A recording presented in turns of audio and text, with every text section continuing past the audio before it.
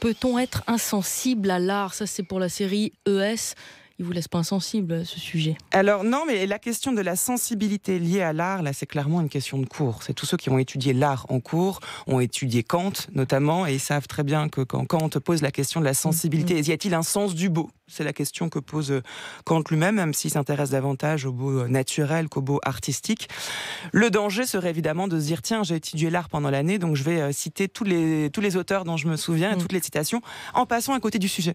C'est pour ça qu'un sujet qui paraît difficile est souvent un sujet que les élèves devraient choisir, parce que c'est celui qui leur permettra pas de recracher leur cours, mais bien de s'atteler au sujet lui-même. Toute vérité est-elle définitive? Il y avait ça aussi au choix de la série.